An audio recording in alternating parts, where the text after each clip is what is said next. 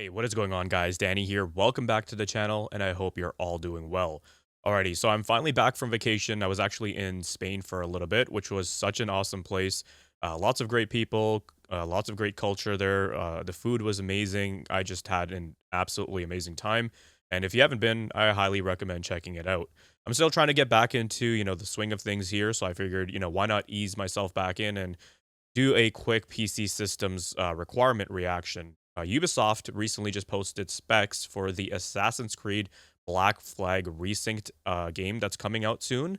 I actually had kind of an idea or somewhat of an idea that this game was coming out. I heard some rumors, but then I wasn't really in the loop with the news and all of that. So then, when I heard them drop this news and do the unveiling, I was kind of surprised because some people are saying it's just a rumor, it's not actually happening. But hey, I'm super excited about this. Now, this is obviously the remake, or I guess a faithful recreation of Assassin's Creed Black Flag, which originally came out all the way in 2013. And I know for a lot of people, myself included, Black Flag is still one of the best Assassin's Creed games that Ubisoft has ever made. Even if you weren't into the whole Assassin's Creed formula, the pirate setting, the whole naval combat, sailing around the Caribbean seas, upgrading the Jackdaw hunting ships, and listening to those sea shanties. I still have quite a few of them embedded in my head because they were just so fun and awesome to listen to. That whole gameplay loop was actually just so memorable now that I think about it. And I remember I had played the original actually on a very basic desktop setup using a 24-inch 1080p 60 hertz TN monitor, and now I get to experience the remake on a 4K OLED with a much higher refresh rate. So, that experience, I absolutely can't wait. It's going to be awesome. So, when Ubisoft announced that they were bringing this game back with Assassin's Creed Black Flag Resynced, I was definitely interested, but as PC gamers, you already know where the conversation goes immediately, and as we're also hardware enthusiasts, it's not just, hey, this game is going to be fun, right? It's also, okay, how demanding is this going to be? Is it actually going to be optimized? And are we going to see another game where, upscaling is basically mandatory or frame generation is shoved down your throat? And why is there an RTX 4090 listed on a remake of a 2013 game? So all of this is very interesting stuff, a lot of eye-opening stuff, so we're going to take a look at that. Now, before we jump into the actual PC requirements page, there are a few important details about the game itself I wanted to go over. According to Ubisoft, this is being built from the ground up on the latest version of the Anvil engine. So this is the same engine technology that's being used for their other latest entry, which was Assassin's Creed Shadows. Didn't bother playing it; looked completely lackluster, if you ask my opinion. So this isn't just the original with a higher resolution texture pack slapped on top of it. They're actually talking about a full visual overhaul here, newer tech, physics, ray tracing, lighting, global illumination, reflections, modernized water rendering, and also better simulations. Physically, there's better rendering as well. Micro polygon pipelines are also there, and all that modern rendering tech that we've now come to expect from large AAA releases will be present in this game. So it is a major, major upgrade compared to the original. Expect a lot of changes in that regard, and that matters because when people look at the specs and go, why does Black Flag Remake need this much hardware when we take a look at the specs page? I think the answer is that this isn't running like a 2013 game anymore at all, so don't expect that. At least based on what Ubisoft is saying, the environments, the lighting, the water assets, the whole entire world. It's been heavily reworked. They're also adding a lot of new content and features, which is also really nice, right? This isn't just the same vanilla game. It's great that they're adding new stuff. So there's going to be like new officers you can assign to the Jackdaw, reworked naval combat, which I thought, at the time, while it was fun, it was kind of janky as well. Reworking of Kenway's fleet, new shanties, which is nice. Looking forward to hearing those. Additional missions and new scenes with Matt Ryan featured as Edward Kenway, and more ship customization too. So a lot of cool stuff, a lot of new things to mess around with, and just have overall fun with. So I think this is way beyond just your basic remaster. But with all of that said, let's go ahead and jump into the specs because this is where things start to get really interesting. And of course, starting us off with the minimum preset, Ubisoft is targeting 1080p 30 FPS with low settings and dynamic resolution, and also upscaling. So kind of some red flags there. CPU wise, they list an Intel Core i7 8700K and the Ryzen 5 3600. And honestly, these CPU requirements are actually a little bit higher than what I actually expected. Maybe, right? I mean, we're in 2026 now, so I guess, expecting the 6 core part to be the minimum requirement, I guess, is to be expected at this stage. But the 8700K, still a very, very capable 6 core part, 12 threads on it. The Ryzen 5 3600, which was also, one of those legendary mainstream CPUs that a ton of people bought during the Ryzen boom and, could go toe to toe with the 8700K, outside of like tuning and all that. So it's not unreasonable, but it's also not, super low end. We're not talking about old quad cores here. So Ubisoft clearly wants, a decent 6 core CPU as the baseline. I mean, given how expansive this world is, I guess that makes sense. For the GPU, though, they're listing a GTX 1660 6 GB and an RX 5500 XT 8 GB, or an Intel Arc A580 8 GB. Now, this part is actually a bit more reasonable. The GTX 1660 is fairly old at this point, but it's still a decent baseline card for like 1080p low, 30 to 45 FPS. The 5500 XT is also fairly low end too by today's standards. I'm actually kind of curious to see how that one fares. And then Intel's Arc A580 is also there, so it's really nice to see, Intel Arc is the Intel Arc support is also there. I like to see them always included in these charts nowadays. I want to see that market share grow for them because, hey, more competition is always better. But the thing here is they're targeting 1080p, 30 FPS, low settings, and it's using the balanced upscaling preset. And that's where some people are certainly going to, raise an eyebrow, because even at like the minimum preset, native 1080p still doesn't seem to be the expectation here. It's 1080p using dynamic resolution. So like the resolution can certainly still change, and it's also being upscaled as well. So like imagine going from like, 480p and then all of a sudden it goes to 720p and it's still being upscaled. Yeah, it's gonna, to me, that would look extremely jarring. Like I would try to mess around with the settings as much as I can and optimize the game on the system without having to resort to both dynamic resolution and upscaling, being present at the same time. I think that's a very jarring experience. I don't necessarily think that automatically this means that the game is, badly optimized, because again, if they're using ray tracing lighting and a modern engine, there may be a lot more going on here than the original Black Flag, right? But I also want to, understand why PC gamers are tired of seeing upscaling, baked into every single spec chart. It used to be like an optional feature to get you that extra performance when those super high visual fidelity features would be turned on. And now it feels like, developers are just using it as a crutch. They're building their entire performance target around it. And moving on to the recommended specs, this is for 1080p, 60 FPS, medium settings, standard ray tracing, and again, balanced upscaling. For the CPU, we've got a 10600K or a Ryzen 5 3600, which is certainly interesting because, well, I guess the 10600K really is just, an 8700K at the end of the day, just higher clocks, and the 3600 still within the, or actually, I would have expected them to bump that to a 5600X because that's when that CPU came out right after the 10th gen. Again, still 6 cores, honestly, if you have something around that level, or better, you're probably going to be totally fine for 1080p. For the GPU, they list an RTX 3060 12 GB, a RX 6600 XT 8 GB, and an Intel Arc B580 12 GB. And this is probably where a lot of the mainstream gamers are certainly going to fall.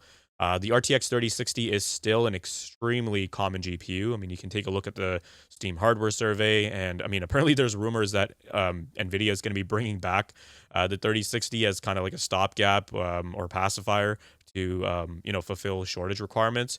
And the 12 GB VRAM will certainly help that card. The 6600 XT is also a pretty strong card at 1080p still.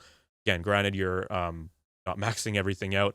And the B580 being listed here is certainly interesting because that card has, over the last couple of years, has gotten a lot of mainstream attention as well in the YouTube space as a modern budget option. So, I mean, yeah, great options all around, really good bang for the buck.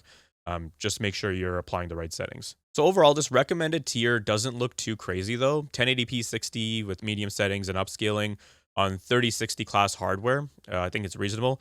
But again, the important context is, the upscaling target. So if you're someone who refuses to use upscaling and you want a 1080p 60 native experience, you're probably going to need more GPU headroom, or you definitely will need more GPU headroom than this chart applies. Then we go into the high preset, and this is where things start to get, I guess, a little spicy or demanding. For 1440p, 60 FPS, high settings, standard ray tracing, and quality upscaling, Ubisoft is listing an Intel Core i5 11600K or a Ryzen 5 5600 paired with an RTX 3080 10 gig or an RX 6800 XT 16 gigabyte. Now, these are still very, very capable graphics cards. The 3080 may be a few generations old now, but performance wise, it's still no joke. I did do a revisit of this card not too long ago, and it was handling games from 2025 absolutely fine. Same thing with the RX 6800 XT. That card aged pretty well because of its 16 gigabyte VRAM buffer. And in traditional rasterized performance, it can still hold up very, very well at 1440p. But needing that level of hardware for 1440p, 60 FPS, high settings with quality upscaling is certainly going to get people talking. Because again, this is where the conversation becomes, okay, is this game, really that visually advanced, or are these requirements just heavy because of the optimization is not there where it needs to be, right? But I mean, these are 2020 year GPUs, right? They're going to be almost 6 years old at this point. So I guess it's not too, unreasonable or far fetched to call them, kind of getting in that aged era where they need some sort of assistance now. But you guys can let me know your thoughts on that. And until I actually get a chance to try out the game, I can't give you guys like a definitive answer on, how optimization is. A spec sheet can only tell you so much. Sometimes they are over exaggerated, and sometimes, things are underestimated here. It doesn't tell you about, shader compilation stutter, traversal stutter, your CPU bottlenecks, VRAM behavior, frame pacing, and how much performance different settings actually cost, right? But on paper, yeah, the 3080 for 1440p high upscaling is not exactly light, is what I would call it. Then finally, we get to the extreme preset, and this is obviously the headline tier, right? 4K, 60 FPS, ultra settings, extended ray tracing, quality level upscaling. So we're still using upscaling on these GPUs. And they've got the 4090, a 24 gigabyte VRAM monster, and the 7900 XT, which also has the same amount. And yeah, this is gonna be the section of the specs where people are gonna go, okay, what the heck? Because when people see 4090 and then it's a remake in the same sentence, the immediate reaction certainly goes to a like a negative stance. And I get it. The 4090 is still a monster GPU. I'm still rocking that in my 4K OLED rig. I was playing Crimson Desert on it, and it just absolutely kills it. The 7900 XTX is still, I guess you could call it AMD's high-end GPU still.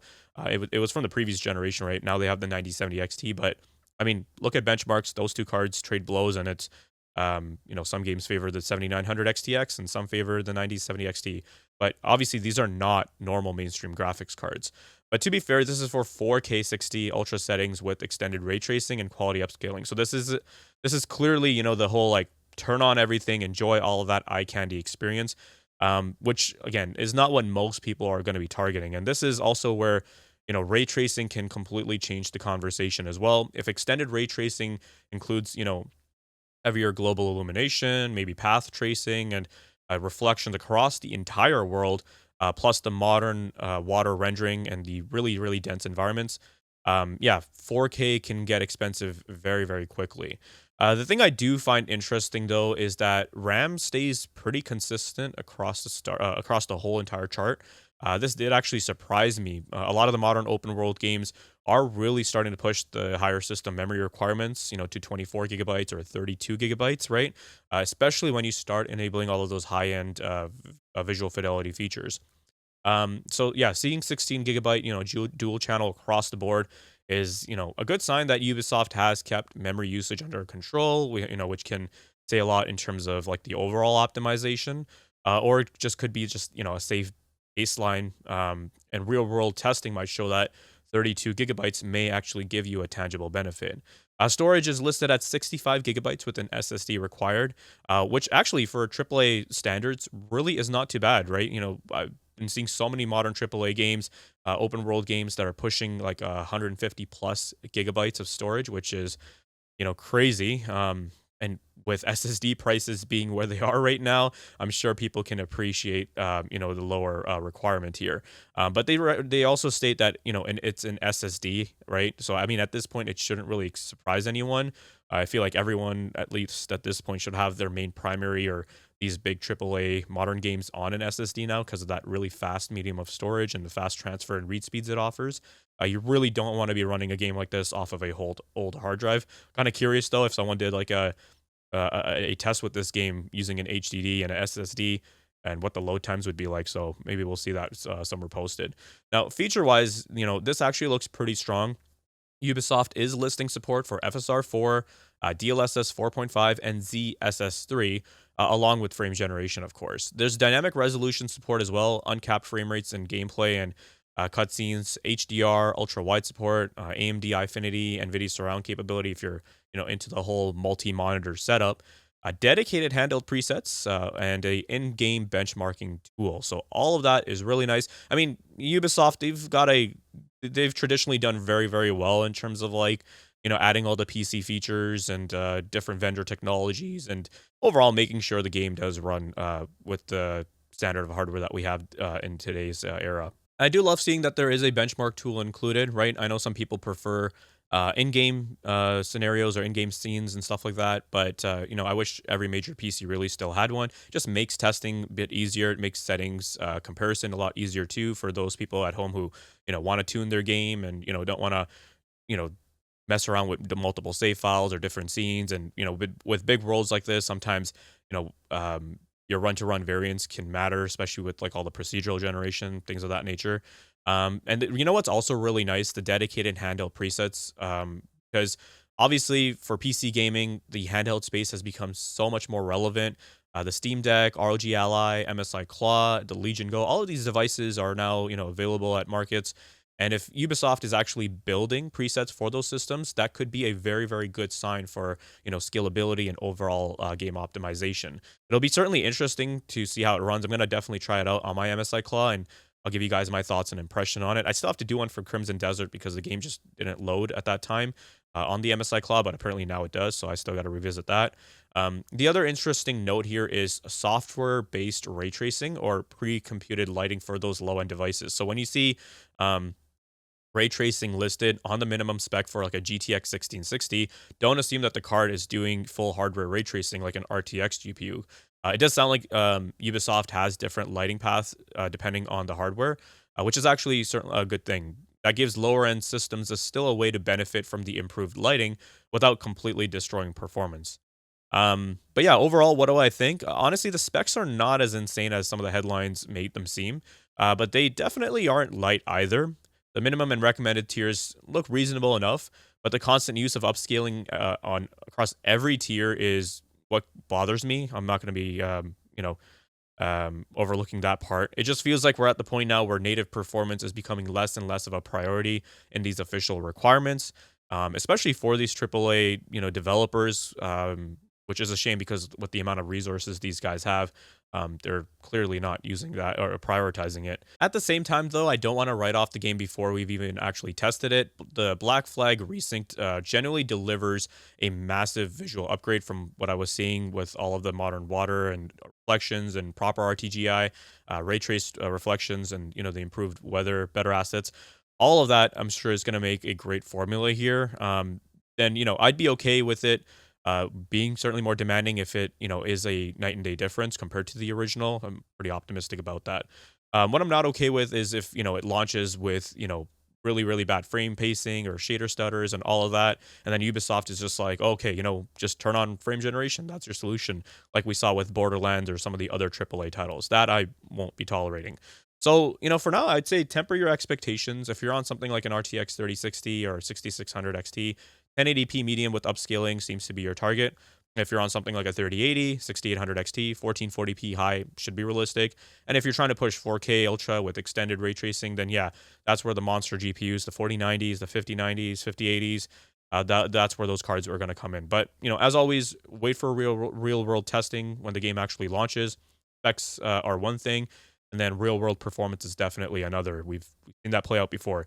And you already know if this game ends up being interesting enough from a performance standpoint, I'll be using it in my benchmarking suite regularly to test, future GPUs for future GPU content and CPUs, and we'll see how all of that behaves. But for now, that's going to be wrapping it up for this one. I hope you guys enjoyed this overview, and performance PC requirements reaction. And yeah, we'll touch base in the next one. Can't wait for the game. If you guys found this video to be informative and entertaining, then leave a like. Let me know your thoughts and comments down below. Be sure to check out the video description for cool links and ways to support the channel, such as using my Amazon affiliate link. And if you're interested in seeing more content like this, then consider subscribing, I'd greatly appreciate it. Thank you guys so much for watching, take care, and I'll see you in the next one.